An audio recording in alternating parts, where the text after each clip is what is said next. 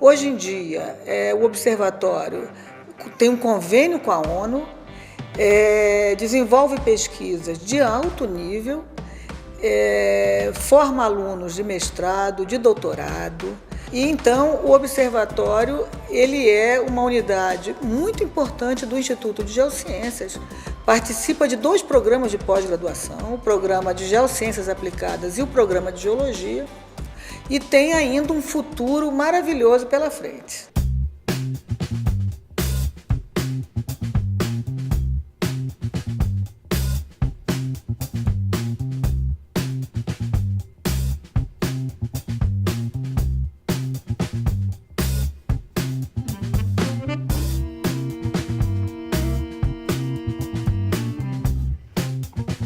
No início, em 1963, por exemplo, a Unesco estava interessada em proporcionar o estabelecimento de alguns centros de estudo de sismologia pelo mundo, porque em países menos desenvolvidos os terremotos faziam estragos enormes e não se tinha gente para estudar aquilo. E ao mesmo tempo, em 1963, se deu a ideia de criar também uma estação muito importante, muito sensível aqui na América Latina. E acabou o pessoal se voltando para o Brasil. Certo? Por que o Brasil? Porque nós somos uma região sismicamente menos ativa, né? E teria aqui certas vantagens em termos de infraestrutura, por exemplo. Então, o alvo foi Brasília. E os ingleses estabeleceram uma expedição sismográfica que veio para cá em 1965. Mas eles trouxeram vários instrumentos e 2 pessoas ficaram aqui durante vários meses, testando vários locais e obtiveram bons resultados. E isso animou o pessoal a montar uma estação bastante sensível aqui. Uma estação, na verdade, não era uma estação, mas era um arranjo de estações que a gente chamava de array. E ela foi crescendo, se desenvolvendo, e chegou um ponto que ela se sentiu assim forte para se tornar um órgão independente do Instituto de Geociências, onde ela estava ligada, e daí nasceu o Observatório Sismológico em 1988. Em junho de 1988 foi criado o Observatório Sismológico aqui.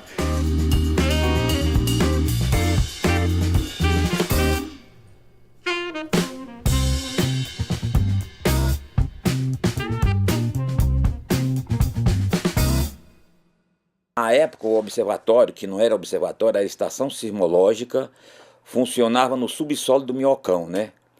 E ficamos lá até a década de 90, de 1990, quando mudamos aqui para esse prédio próprio, né? E então, naquela época, a gente tinha pouca coisa de sismologia, né? A gente tinha lá na estação sismológica apenas 2 registradores analógicos, né, que recebiam os dados provenientes do Parque Nacional de Brasília, né? Então, a gente tinha muito pouco do ponto de vista de tecnologia, era muito atrasado ainda, né? Nós trabalhávamos com equipamentos não muito modernos e existia uma grande dificuldade para poder atender uma atividade sísmica, onde tínhamos que trabalhar, entendeu, com equipamentos bastante rústicos. Então, quando foi em 1990, a gente já teve possibilidade de ingressar no mundo digital, né?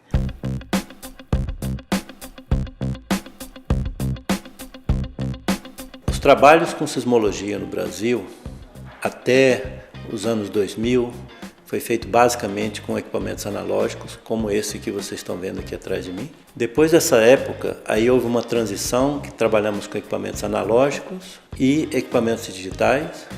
Lá por volta de 2008, 2009, foi então substituído completamente todo o plantel de equipamentos do Observatório Sismológico e do Brasil também, para equipamentos digitais, com transmissão de dados via satélite, em tempo real, o que nos possibilita fazer uma análise imediata de qualquer evento que ocorrer no no território nacional. Na década de 1970, em função do aparecimento de sismo desencadeado por reservatório no Brasil, né? Até então não sabia que um reservatório hidrelétrico poderia afetar o ambiente geológico de forma a produzir sismo, a desencadear sismo, né? Quando isso aconteceu, né, no Brasil, a gente foi convidado a fazer os estudos iniciais sobre o assunto. Daí então nós nos especializamos no estudo da sismicidade induzida ou desencadeada por reservatório, e daí trabalhando com as empresas energéticas à época, CESP, Eletronorte, CEMIG, Itaipu Binacional. Essa parceria foi muito proveitosa do ponto de vista de gerar dado sísmico, que nos permitiu descobrir, inclusive, até que o Brasil não era tão assíduo quanto se imaginava, né? E também permitiu a gente gerar recursos que eram investidos na pesquisa e na montagem de uma infraestrutura que não existia até então. Daí surgiu esse edifício que nós temos hoje aqui, e hoje a gente conta aqui com várias estações, né, porque essa parceria com as energéticas permitiu a instalação de várias estações sismológicas nas áreas dos grandes reservatórios. Essas estações, né, geravam os dados que era usado na pesquisa sismológica e também geravam os recursos, né? E hoje, né, a partir do ano de 2007, eu acho, nós passamos a receber esses dados aqui no observatório em tempo real. Me lembro muito bem que a primeira estação sismológica que mandou dado aqui para o observatório foi no dia 20 de dezembro de 2007, entendeu? A estação de Caraíbas, Itacarambi, lá teve uma sismicidade expressiva, inclusive com o único terremoto brasileiro que matou, né, ceifou a primeira vida humana, uma criança morreu. A devastação na pequena Caraíbas deixou uma menina morta e mais de 300 pessoas desabrigadas neste final de semana. O abalo foi sentido em todo o município de Itacarambi, norte de Minas. O tremor, que atingiu 4,9 graus na escala Richter, durou cerca de 15 segundos. Nenhuma das 75 casas do vilarejo ficou inteira. 6 foram totalmente destruídas. Em uma delas estava a menina Gesiane Oliveira da Silva, de 5 anos, que morreu ao ser atingida pela parede do quarto onde ela dormia. 6 pessoas ficaram feridas, 2 em estado grave. 300 estão desabrigadas. Foi um momento que marcou aqui profissionalmente aqui pra gente. Naquela ocasião foi instalada uma estação sismográfica e foi a estação piloto que passou a transmitir por satélite os dados. Então foi a nossa primeira experiência com transmissão em tempo real de dados de uma estação sismográfica utilizando a tecnologia de satélite. Iniciou-se um processo dessa rede sismográfica brasileira ser implementada. Um país é um país continental e não daria a ser, de certo ponto, fazer o monitoramento só com o observatório sismológico. Então, com esse projeto, foi implementado em 2013, mais ou menos faz 2 anos, 3 anos, que aí a gente tem 80 estações instaladas no país. Isso é uma coisa assim inédita, porque o país nunca teve isso. E dessa forma a gente tem um grande monitoramento no país, que está facilitando bastante o nosso trabalho de pesquisa e crescimento para essa área.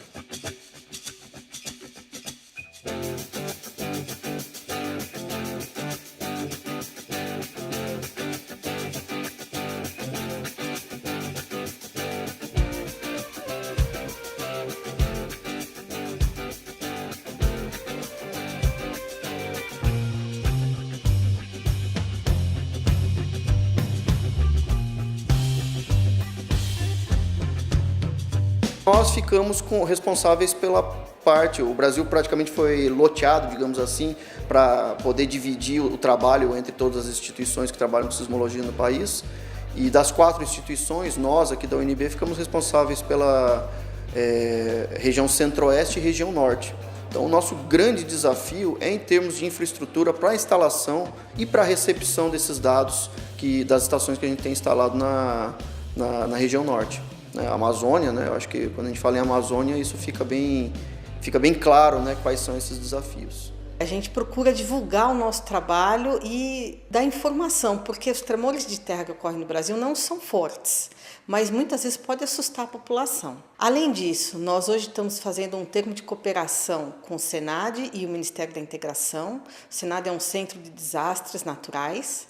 Então, nesse termo de cooperação, o que a gente pretende é informar o Senad o mais rápido possível quando ocorre um tremor de terra, onde ocorreu, quais as cidades que podem ter sentido, e aí o Senad já entra em contato com a população para saber qual apoio eles vão precisar. As pessoas sentem terremoto e, dependendo, entende, da magnitude ou da intensidade dele, não se esquece desse fato facilmente.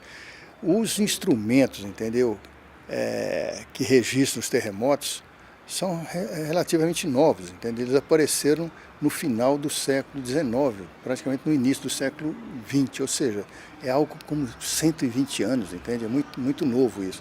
Mas antes disso, como é que você fazia, certo? Você estudava os terremotos, que a gente chama históricos, baseado na informação que o povo dava, entendeu? Então, a pessoa sentia o tremor, escrevia uma carta, ou publicava num jornal antigo, ou num diário, né? Ou o padre anotava no livro tombo da igreja, enfim, tinha várias maneiras, entende, de você deixar aquela coisa registrada. E hoje você vai atrás dessa informação e consegue captar, entendeu? Recuperar informações fantásticas, né?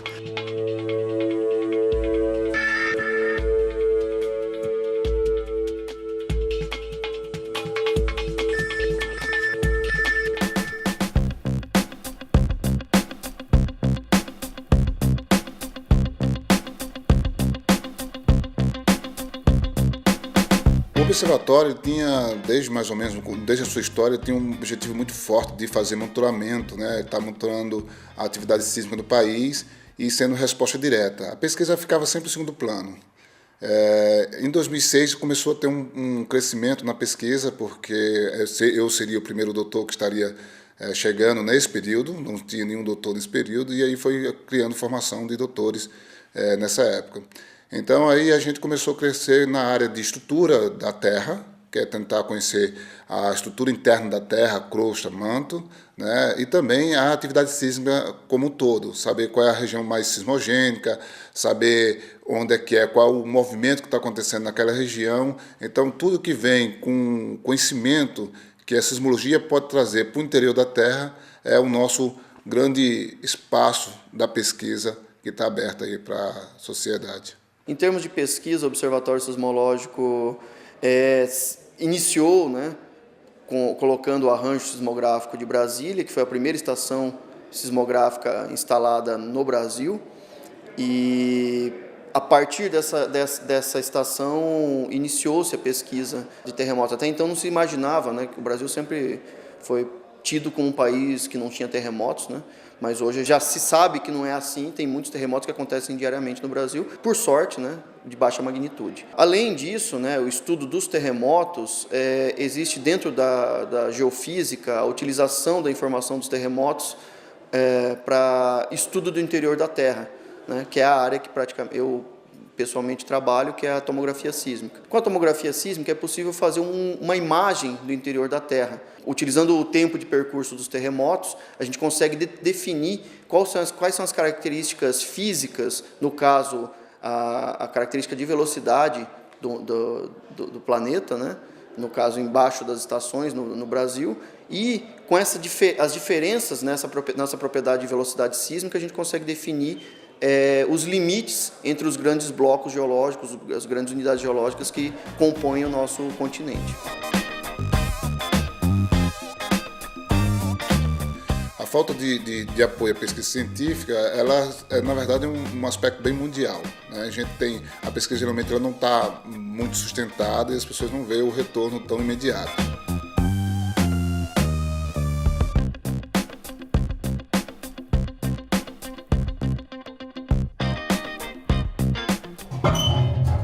O Observatório Sismológico ele tem uma ausência muito grande. O problema principal se chama burocracia. E sismologia, principalmente sismologia brasileira, é uma ciência que precisa ser de imediato. Ela não pode esperar, ela não pode ser burocrática para esperar porque a atividade sísmica está lá e a atividade sísmica ela acaba cessando. Outro ponto muito importante que a gente teve foi com o apoio que foi dado à rede sismográfica brasileira.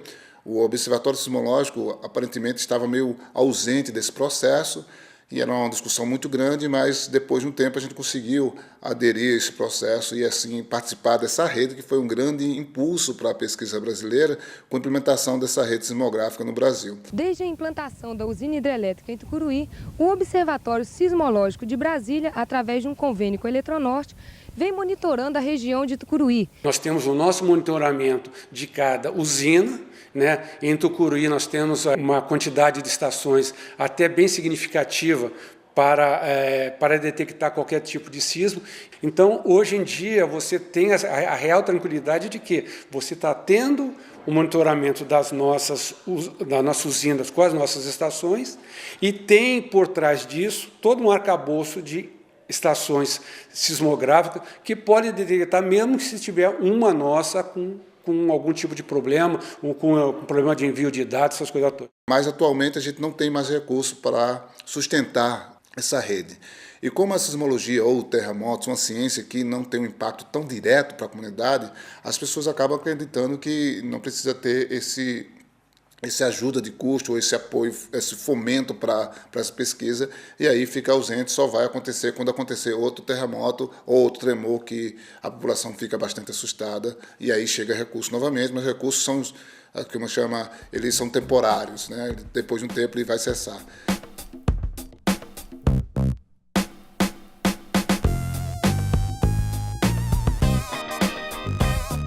O Observatório participa do ensino, graduação, pesquisa. No ensino, nós temos 5 professores que dão aula na graduação, no curso de Geologia e Geofísica, e no curso de pós-graduação também, tanto o curso de pós-graduação de Geologia quanto de Geociências Aplicadas. Orientamos, nós demos um salto no último ano de orientação de doutores, de mestrandos, de artigos científicos. 50% dos nossos artigos chegam a ser internacionais. Então, nesse contexto, mesmo porque são 5 professores, nós tivemos um salto. E, além disso, nós continuamos com uma ação que o Observatório tem e é histórica, que é atendimento à população, quando ocorre um tremor de terra. Esse foi o maior tremor de terra que já ocorreu no nordeste do país, 5,3 na escala Richter. O primeiro tremor aconteceu às 3 horas e 22 minutos em João Câmara e foi registrado aqui no sismógrafo da Universidade de Brasília. Você vai ouvir agora o som das vibrações registradas pelo sismógrafo.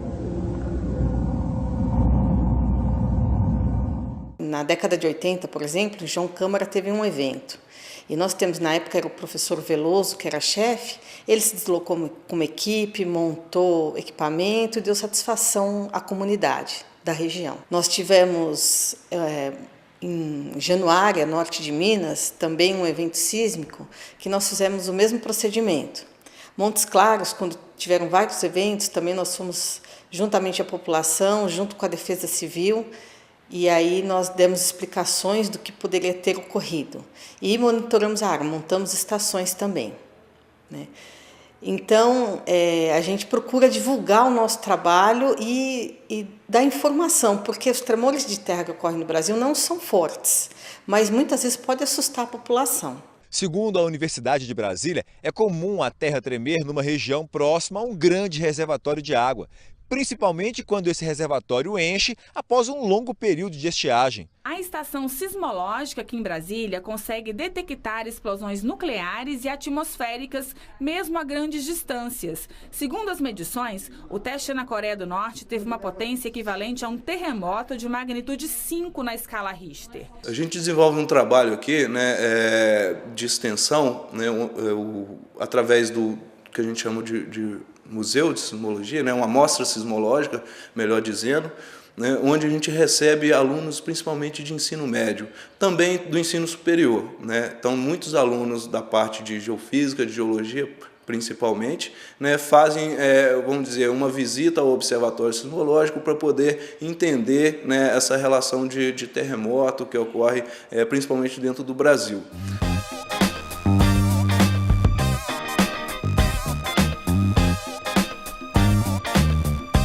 Além disso, o Observatório Sismológico também ministra cursos de extensão, né, mais específicos, né, no caso de instrumentação, detecção de eventos, são cursos em que a gente chama a comunidade para participar também, né, que são abertos, são cursos de extensão. Eu tenho uma particularidade, eu como aluna de ensino médio vim aqui a uma visita no museu e me encantou essa questão dos terremotos, né, aqueles que a gente acredita que não existiam no Brasil, né, e esse foi meu primeiro contato. Não sabia que muitos anos depois da minha graduação, eu viria trabalhar aqui, né.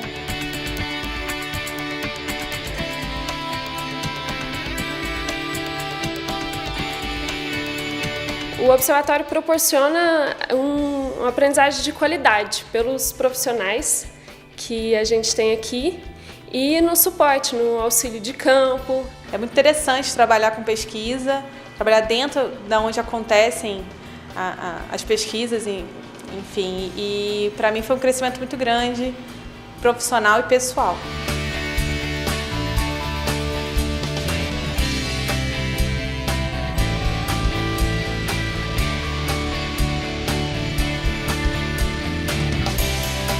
Os professores aqui do observatório, a gente mantém uma relação de muita amizade e eles auxiliam em qualquer momento que a gente procurar, eles estão disponíveis para esclarecer qualquer dúvida e é um ambiente tranquilo, uma relação boa. Como eu vim da física, eu fiquei preocupado de entrar na minha área e ficar só nela, né? E perder a questão da geofísica de modo geral. Então, apesar de não ter uma formação de graduação na geofísica, eu não me sinto longe do campo. Então hoje eu me sinto mais integrado com a área em si, né? Eu acho que nós estamos numa fase assim, de muito crescimento científico, isso é muito bom. O desafio é continuar crescendo, fazer mais artigos e estabilizar e conseguir manter. Além disso, adquirir equipamentos, né? E colocar mais equipamentos pelo Brasil, fazer um monitoramento mais efetivo e tentar essa parte, automatizar a parte de evento e que a gente está caminhando e realmente ficar de forma redonda para que a gente avise a Defesa Civil para apoiar as comunidades.